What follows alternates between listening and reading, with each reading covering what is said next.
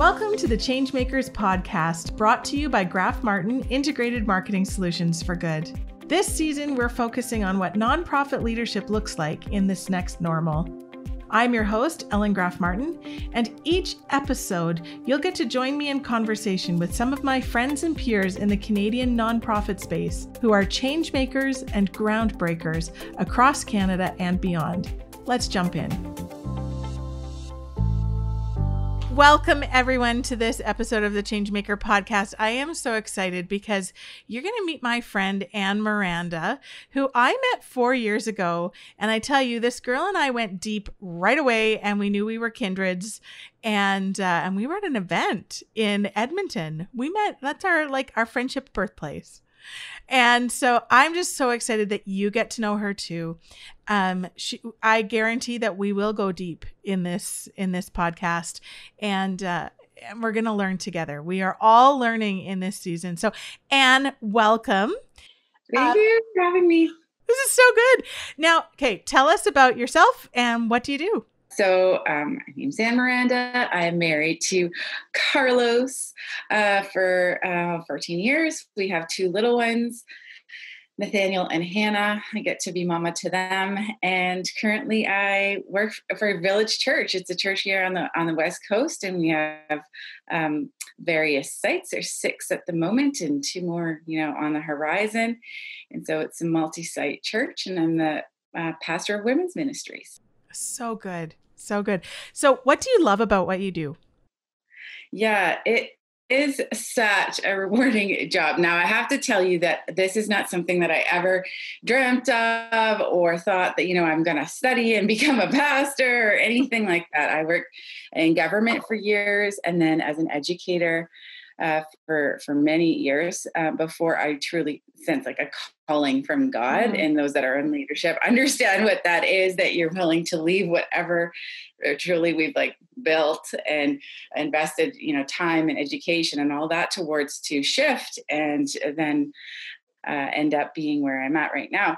So what I love seeing more than anything else is people's lives transformed. When folks, encounter the power of Jesus and their life truly transforms and eyes are open, like the word said, the eyes of their hearts are open to the revelation of who Jesus is. That is the best ever to be able to witness in someone's life when they come to just know who Christ is. And I think a second to that is then the growth process is being a part of watching them grow as new Christians into, adult Christians, however, all that Christianese that we use, but really they're developing a relationship with Christ, which is so beautiful.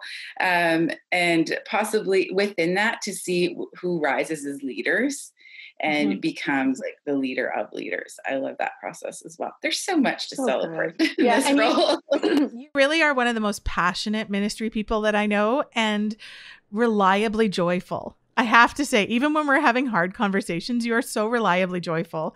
I really appreciate that. But I have to ask a question. So 2020 has been a rough year.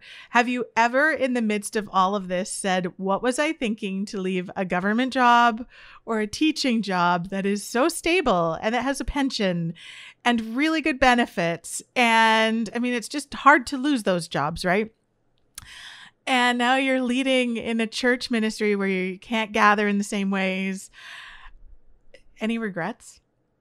I have to say no. Right off the bat, I was like, no, I don't want to be in any of those roles right now because I think it's been so unique to give hope in a situation that in this current situation and joy, we are the givers of that because we are the representation of Christ on this planet. And so if we extend joy and hope, people are like, what is going on? Why is she full of joy? Why can you give me a hope-filled message? And I have seen, Ellen, in this season, in the last 3 months, more people come to Christ than in the last 5 years of me doing this role. It has been crazy. I have heard more stories of God showing up in people's loneliness, in their, solitude, where Holy Spirit shows up in their space saying, hey, read the Bible, or you got to get reconnected, or listen to a podcast, or go on YouTube and watch a sermon. And I get to hear these stories. I'm like, what are you doing, Lord? He's showing up in miraculous ways. So no regrets. This has been amazing. So he's showing up even though we can't show up. Exactly. Yeah. I mean, these stories are wild. For example, I got to share this one, because typically in North America, we have attributed God showing up like this to other countries. Oh, he'll show up like that in wherever else, but not here. Mm-hmm. He'll be like miraculous in dreams and visions somewhere else, not here. Mm-hmm. But these young, especially within our young adult generation, these types of stories are just surfacing like crazy. And so I have this one gal who decided that she was, it's kind of a long story, but when she wanted to join Alpha, and I was leading an Alpha group, I would have never had time to even consider leading an Alpha group before this. Mm-hmm. But because of the situation, I said, you know what, I'll do the Alpha online. I'll pilot it for us, and I'll do the group of young adult women. And this gal, she was like, look, Anne, I was just in my room, and I felt like the warmth, presence. I think that's God. You think that's God? I don't know. Maybe it's God. But all I knew that I actually be like reading the Bible. And so she picks up her Bible, reads from the book of John. She's like, I never knew that this was like, he actually existed. It's not just a fairy tale. It's not just a story, but this is for real. And she goes, I think God's telling me, come home. I'm like, what? Who says that? And then no one's talking to her, no preaching, nobody. And she goes, I actually keep thinking, I think I love God. Yeah. And she goes, I love God. I believe he was real. I this Holy Spirit thing for sure. Yeah, for real. Jesus, I keep tripping over. She used those words. Keep tripping over. I don't understand. Can you help me understand? And that's when she reached out. And I was like, oh my goodness, you are quoting scripture and you don't even know it. How does this stuff happen? That's just one story. So I think, I feel privileged to have this role during this season so that I can lean into these stories with people and just see how the church really rises up in a time like this. Because we're the church. We somehow thought it was a building, but it's not. It's people. It's so good. We're a temple. So yeah, it's a beautiful thing to witness. I think that's what made me joy and passion. I mean, wow. To enter into God doing these miracles in people's lives. Incredible. And so, I mean, you lead women's ministry for a multi-site church, village church. So I'll tell you, I don't hear a lot of Baptist churches talking about dreams and visions. I tell you, girl, this is a new way to do church. But women's ministry traditionally has been all about events and getting together in person. Now, because how many sites do you oversee women's ministry for? Because you're in Alberta too. You're based in BC. Yeah. Based in BC, there's 5. There's one in Calgary. So that's 6. The next one is in Winnipeg. There's one that's being planted right now. And then hopefully by the fall, in the GTA, actually. Okay. So there will be 8, but right now it's 6. But again, by the end of the fall. And you oversee women's ministry for all of those sites. Yes. So, okay. How do you do women's? So isn't women's ministry supposed to be like tea parties and knitting and Bible studies for stay-at-home moms? This is, you know my sarcasm here, right? So like, how do you do that in a time like we're in? How do you change? Yeah, I think my gift to the church is that I didn't grow up in the church, that I came to know Christ later. Yeah. So all of this stuff, when I learned about strawberry teas and all this stuff, I was like, what? What is this stuff? So I think it's so funny. And I've had the privilege to build this ministry from the beginning, not to come in, after someone, that kind of thing, but not to say it's definitely not perfect. Look, we have had those times where it is event-based, and that's how you bridge community. And they're important. Very, very important. Those strawberry teas are lovely. They are. Yeah. We just make it trendy now. It's the same deal. Exactly. Now it's like a harvest party or like a harvest table or something like that. Totally. It's about community and connection. And so I think that is definitely what we miss. But what we've shifted to, I guess, because that's the big word, right? The shifting, the adapting, pivoting, all of those words. At every site, there's a team lead, and she has her team. And so during this season, what I ended up just really focusing on is the team lead. And said, having Zoom calls with them, checking in with them, visiting them, making sure that they're doing all right. And then that they could filter down to their teams and then take care of their teams and ensure that they're doing well. The focus changed from event-based to really, how is the one doing? The one person doing, because then if they are operating out of a healthy place, naturally, like I said, we're the church, we're going to love on others. It's just going to happen. These are leaders, and so they're going to rise up and do that, which they have. And so aside from that, we shifted everything to online. And so rather than doing individual events per site, we launched Facebook groups for every site so that they would have community and that they would have engagement and they can just stay connected on that platform. And then we did do a Bible study where I taught for all, but all the sites would unite to the class. And we did Mom's Cafe, which again was something that was catered to our moms with young children. Now it's extended to moms that have, from newborn to teenagers, and more webinars. So people, the gift of technology was that they didn't have to be there at that specific time. They could watch later when it's convenient for them. And then now, and where we're at in the West Coast, they can do things like social distancing mocks and that kind of thing. But it's become more organic community. If anything, I've been able to see when there's a need that arises, people jump to help out. To do something for the other and love their neighbor, that kind of thing. So yeah, we're learning as we go along. We've obviously never done this, had to change all of our strategies, cancel the live events, make them digital in some format. We always have an annual big conference that happens out. That'll be all digital, new things. That's in the fall, right? Yeah. So, okay, you lead leaders. I mean, what I just heard you say is I lead the team leads and then they lead their people.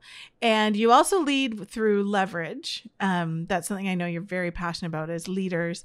So what have you seen are how are you connecting and encouraging those leaders now? Because you are the leader of leaders, and it's when you're tired and you're having to pivot everything, how do you encourage the leaders who are also tired and having to pivot everything? And I mean, you're homeschooling too. Fortunately, you're a teacher, so that helps.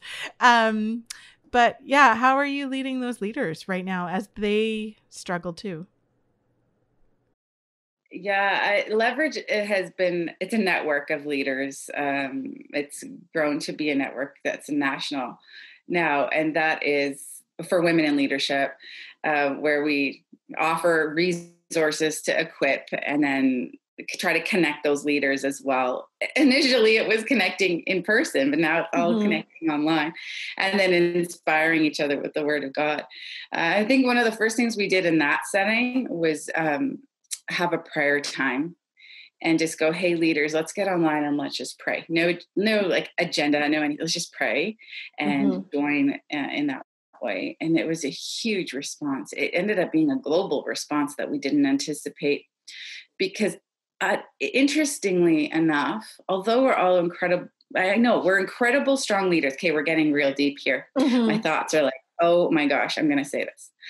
We are great doers, but it doesn't mean that we have upheld a prayer life or that we've upheld relationship with God, not just enjoying him for who he is, but having to study to do something with that, read his word so that we could preach, learn some new whatever because we needed to do something, so we're really great at doing, but the prayer piece, I've heard leaders over and over again go, oh yeah, I haven't really spent time in prayer for a long time. When's the last time I had a prayer time? When's the last time I just got with my girlfriends and just, prayed? And you've done stuff too. I resemble that remark. Like, I get it. We are so busy leading that self-leadership and that just that relationship. I get it. I totally get it. And I think that's because we can say that to the other leader and go, I get it. And that vulnerability happens where you're just being you and you're saying, hey, authentically, this is me. I think vulnerability is contagious. And so as we're leading leaders, I'm always careful I'm not perfect. I'm not the model for sure. Christ obviously is the model, but these are some of the things I struggle with. Does it resonate? Does it not? And so then we can have some conversations. I think it's powerful for leaders to see other leaders just share their heart and share their struggles. And then perhaps through that, there's healing too. So do you think that this season has allowed leaders to be imperfect in a way that they haven't been able to before? Yeah, I think I love the fact that it's not about a platform or looking pretty on a stage or any of that kind of stuff. We're coming into people's homes. I had a series that was in my kitchen. And I joked around. I'm like, it's messy if I turn the camera. I shifted the computer. Yeah. And you're like, oh, that's so funny. Because it's like, it's just being like, not pretending. And so entering into, their space, I think that's even bred vulnerability and openness to go, hey, we're all in this together. So one of my friends talks about sometimes life is like a game of 52 pickup. And I don't know if you ever had an adult play that with you when you're a kid. It's just a way to get them to be occupied. It's really a way to occupy kids. But it's kind of like, I think for a lot of us, not just and leaders in different ways, but all of us have had this game of 52 pickup basically happen to us through this season. So one of my girlfriends said, we have the choice of what we pick up and what we don't pick up in that game. And so I want to ask you, what are you picking up again? And what do you want to leave lay? Right. So I actually wanted to write, I wrote down some things that I thought, man, oh man, if I would have actually done this before this COVID season, I think I would have been a healthier leader. But for whatever reason, I needed this exterior pandemic to come in and full on brakes to go, hold on, you're going to run out of steam. And other people could see it maybe, but I was like, nah, I'm just going to keep on going. I got lots to do, So what I did, one of my really good friends and now life coach, she's becoming my really good friend because of you. Dr. Mary Lynn. Yes, I meet with her once a month too. And Jillian. So they're great. So what a gift to have an outside perspective in your life. And so she just said, what do you want your day to look like? Like, what do you actually want your day to look like? And don't tell me right now, but go write this down. And so I did. And I went, well, I have all power and authority in myself to make this happen. And so the things that I'm laying down are things that are, that other people have more a gifting to pick up. For example, administrative things that I've been doing for a long time, but I'm in a season of my life where I need to have actual creative white space for vision and for content creation and for the things that I'm believing that God is actually like downloading on me. But if I'm bogged down with administrative things, I can never do that. And so I've had to just kind of balance out and go, okay, well, what is it that I should be really investing my time in? And not just some superficial, like, I want to write a book. Okay, I'm going to make time. No, it's like, all right, right now, what should I be, laying down, like your question is. So a lot of that administrative things, which would mean who does that? Then if I'm not doing it, I'd have to figure out who does that. And there are people that this is their oxygen. And I'm like, I love you, Jesus, that you've created people. They're like this. Also things like and I'm being really practical because these are the things that would have really bogged me down. But the one-on-one counseling that you would think a pastor would do, a lot of that is very draining and needs a lot of energy and time to invest in that person, because it's their expectation. You're, with that person, and they are pouring out their life, and now they, need that relationship in some capacity. Of course, we know they don't need us, but you know what I mean?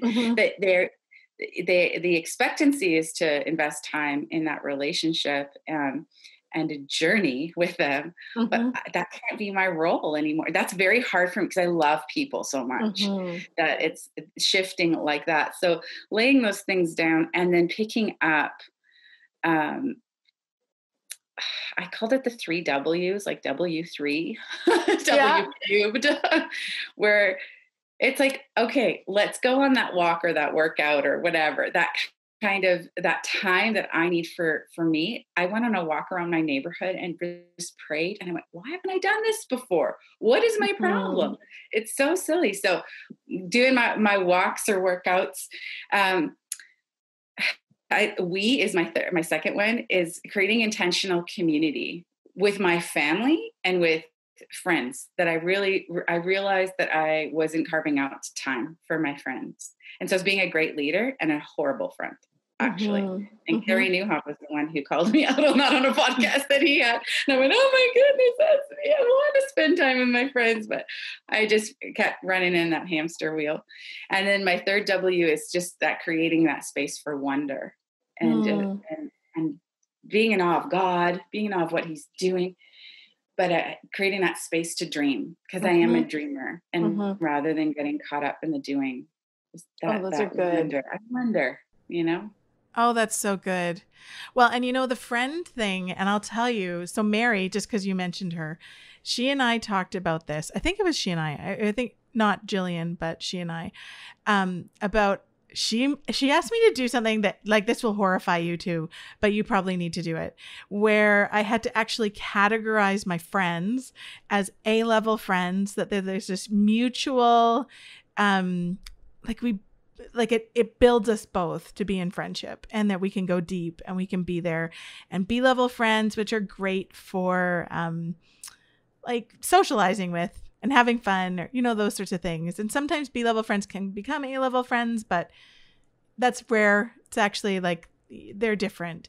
And then C-level friends are people that you do ministry to and they're in your life. And they are, you love them, but you consider them a friend, but what they really need is something from you all the time.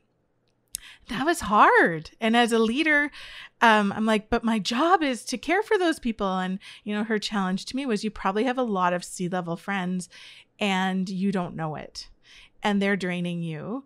And you still have to care for them, but you also have to manage your energy, and because other people still need you.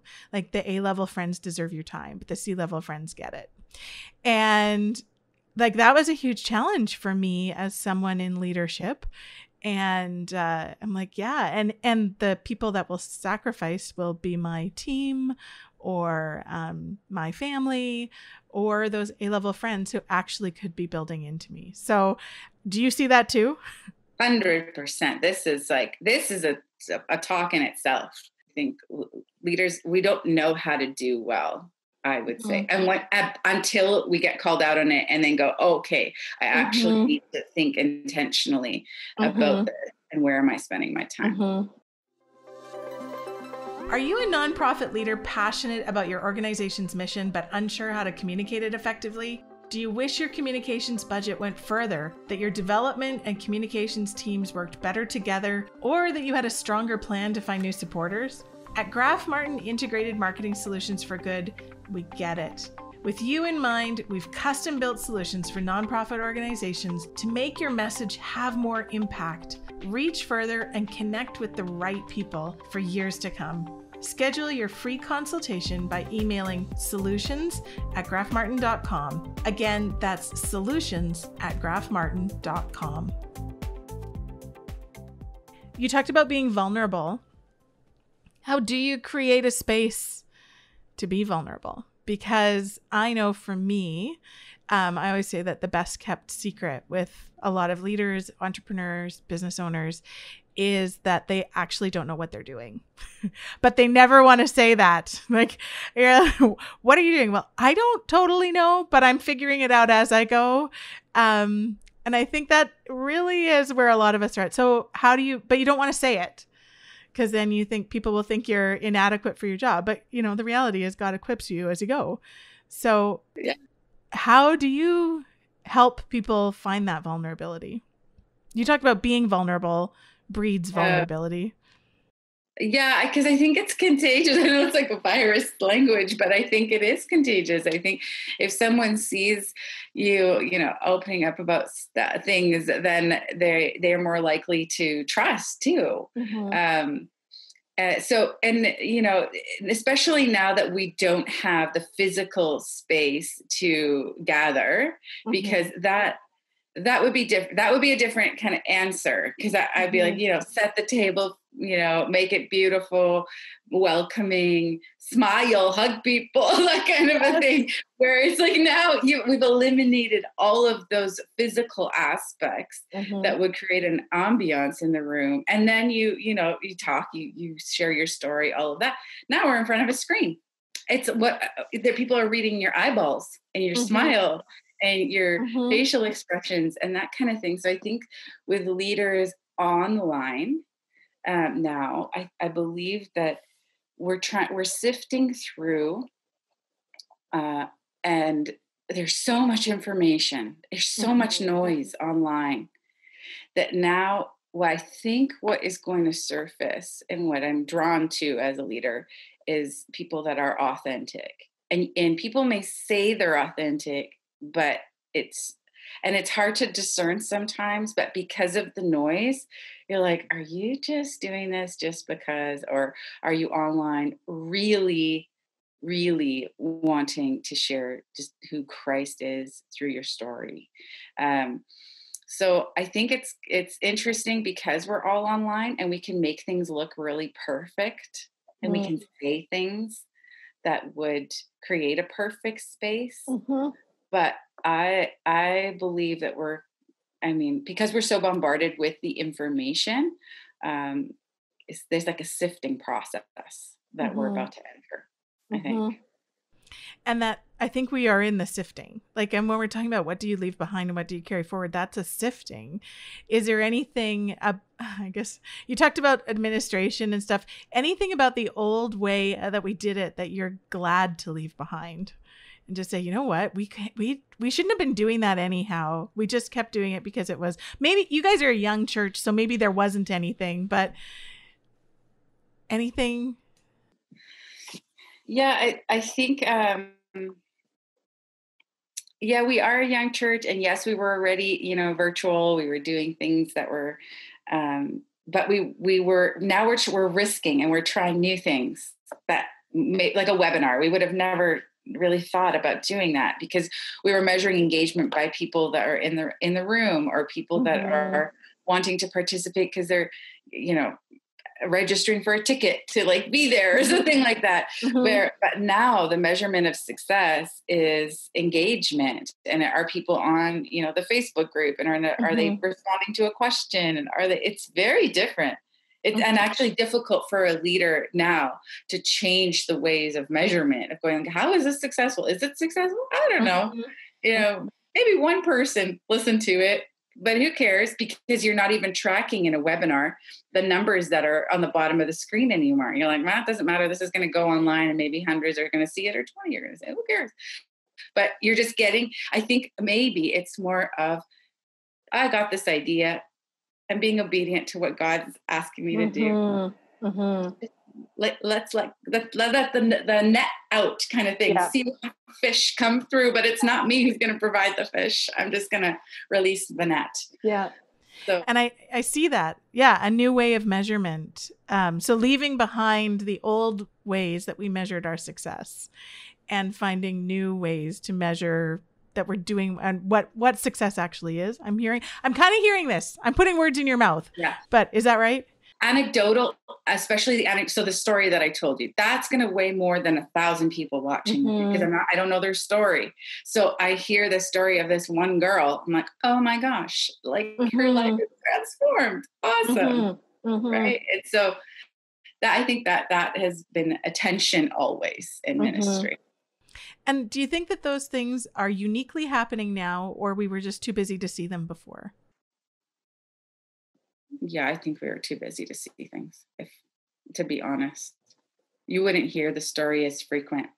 Or now people, because they are the things are happening to them, or the stories are happening, they're writing in. They may have never done that before. They're just writing in a chat or writing in an email, and they're saying, hey, this is how this is impacting my life. Perhaps it would have happened before and nobody would have really thought to write it in and share their story. And so discipleship, I know, is a really big thing for you as well. So how do you do discipleship in this new, I mean, not just in a new way, like using technology, but when everyone is tired and stressed and the world is scary and you know what I mean? Like, we are in a time where everyone's stretched. I was in a Walmart a few weeks ago, and no less than 3 people had freakouts in the Walmart. I'm like, people are stressed. So how do you disciple when everyone is stressed? Like, how do you do that? Yeah, I think so we have our programs that run, right? Like we have our freedom session, our alpha. We share classes online on Tuesday nights. There's like an on-demand classes, that kind of a thing. I think when we're trying to invent or create, what should we be teaching? It's identifying what's happening with people right now. So I kept noticing there's this around week 5 and 6, my friends were falling apart. People were just falling apart.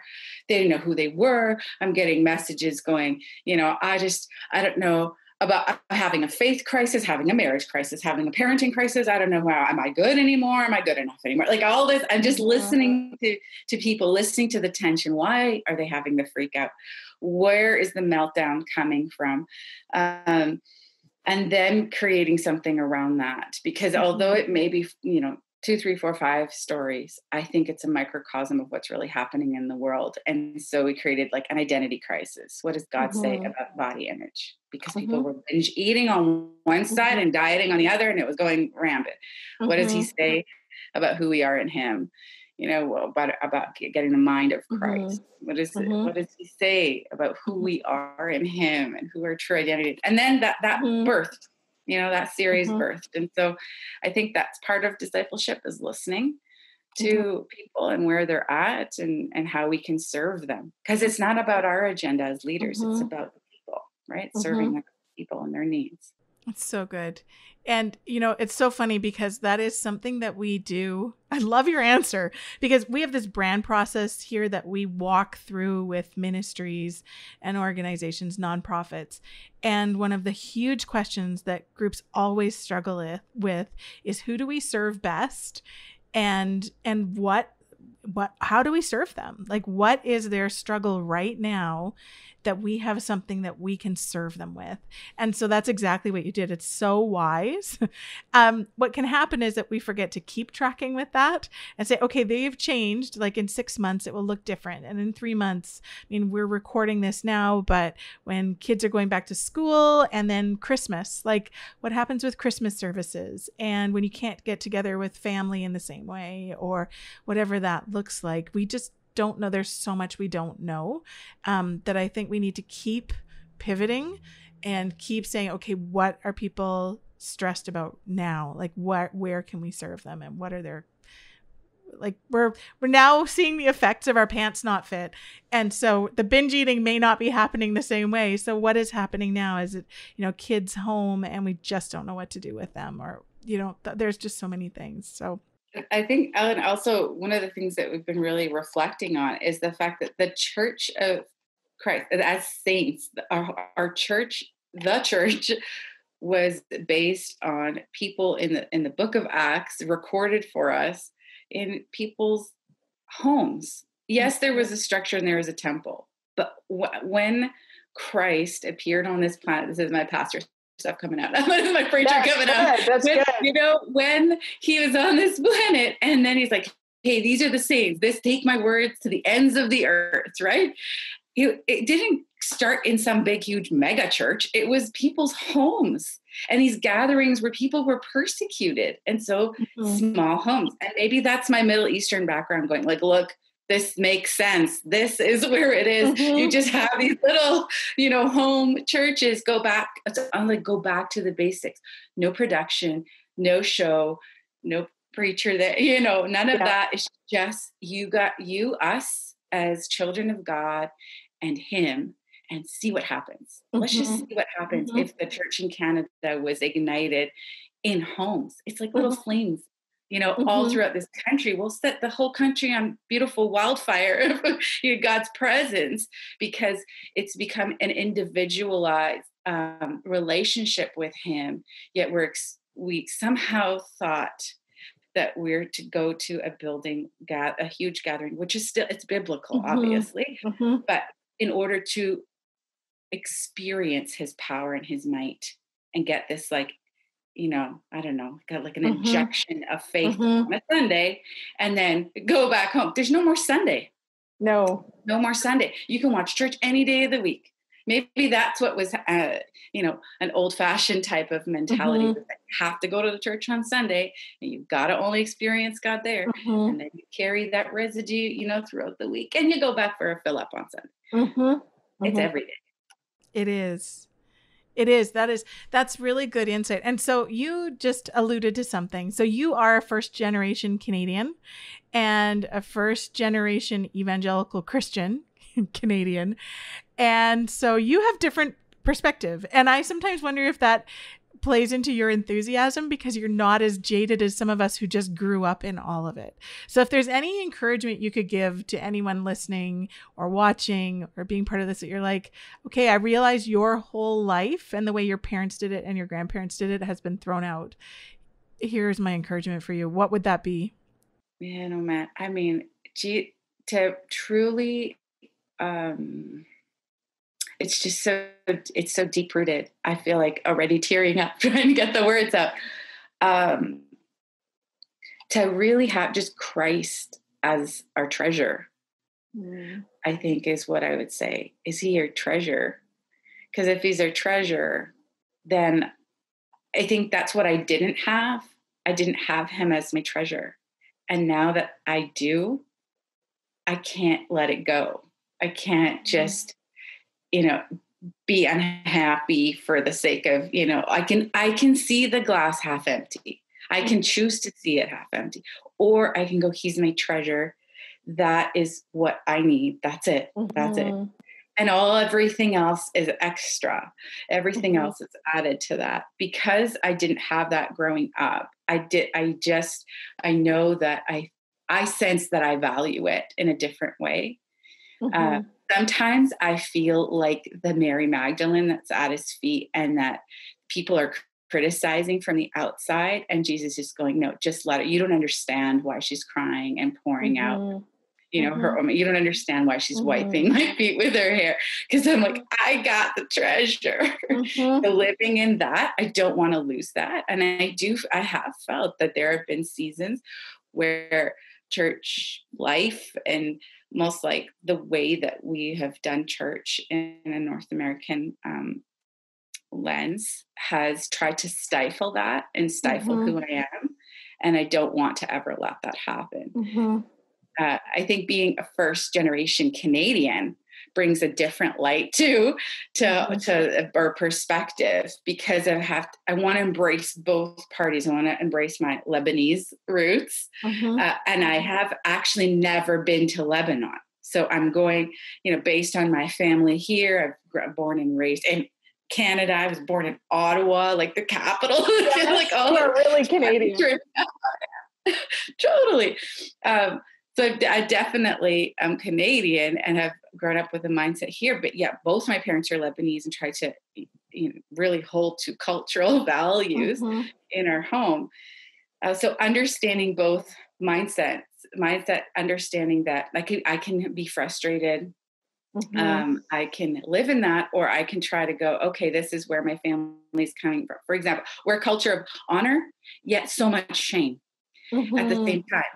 And so how we do things is for honor and for people, and then based in shame. It's like, oh my goodness, you want to mess us up anymore, but otherwise, but that's just how it is. So even having a relationship with God is communal. It's the family. It's all of us together. It's our friends. It's all of that.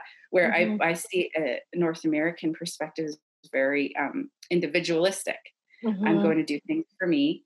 It doesn't reflect on my family. I think of the prodigal son, actually, and I never really read that story through a Middle Eastern lens. But it is like that. How Honor much and shame came on the family name. That is my everyday. It's like, how your actions reflect on the entire family, like for generations. What? That is not a North American.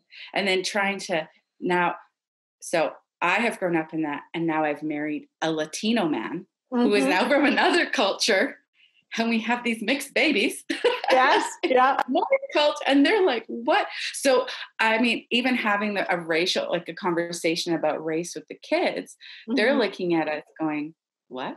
Why would people not just love us for who we are? Yeah. Why would we like not even, it's like oblivious to them that this is a thing. So, and they're like, well, maybe more and more mixed babies, and we're not going to have these conversations. And I'm like, I think that it's just such a rich experience to have all these different cultures in our lives. And so, it feels complicated, but it feels like, I think, that word rich just keeps coming back to me, because I understand hospitality in a different way. I understand, how to love people, I think, in a different way, just because of my upbringing. Well, and I think, there is when you were talking about that story of the prodigal son, I think our actions do reflect on the family. They do. But it's a big family. It's like, it's a family around the world. And like, you are my family, this church family. And it's funny because my daughter has simplified it. Like, she's 7 and her brain simplifies things. So when people are being unkind, because we've seen some people be remarkably unkind over the last couple of months, what she says is, well, they must not love Jesus. And I thought, oh, wow. This is, to me, even a challenge to say how I respond right now, not just in my neighborhood or not just in my family, but like in the greater family and as a leader, and how I communicate right now. I need to be actually really loving Jesus, and I need to be living out of that and leading out of that, and not just out of an empty well that shows people, oh, she might not really love Jesus right now. So big challenge. And as we leave, is there anything else that you think, so leaders who are listening to this podcast right now, anyone listening just really needs to know? Anything else? I think not to be slow to take care of yourself. That's one of the big lessons I've learned through this. Is that as we sense a calling to take care of others, we're willing to lay down our lives for others, because we believe that that's what God's called us to do. And if somebody is listening to this and resonates with that, I just want to give them that type of encouragement to say, don't forget to take care of yourself, because that is extremely important. And when I say that, I mean like the times to rest and the time to, spend time with God, and actually putting that in part of your schedule, so that it doesn't get left behind or given the leftover time, but it's actually given the priority. I think I've learned that the hard way. Yeah. And I think investing in A-level friends, which you are, and I'm just so grateful for how you invest in your friends, and you do care. And so I am so grateful for you. Thank you so much for joining me for this today. If anyone wants to know more about you, about Village Church, about Leverage, where do they find that information? Yeah, so all of that is online. This is villagechurch.com. There's leveragewomen.com. There's obviously Facebook and Instagram. That's all the social media fronts. And they can reach me on the Village website and Anne at thisisvillagechurch.com. Mm-hmm. Awesome. So this is villagechurch.com and leverage.com.ca?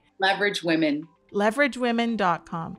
Excellent. Anne, I just love you. You are great. Thank you for keeping faithful in what you're doing. And I know we will talk soon. Absolutely. Thanks, Ellen, for having me. Thank you for listening to this episode of the Changemakers podcast, brought to you by Graf Martin Integrated Marketing Solutions for Good. Graf Martin is Canada's leading integrated marketing and communications agency for nonprofit organizations seeking to do more good. If you need an agile, full-service marketing agency to move your organization forward, we get it. Visit grafmartin.com to learn more and schedule your free consultation so that you can do more good.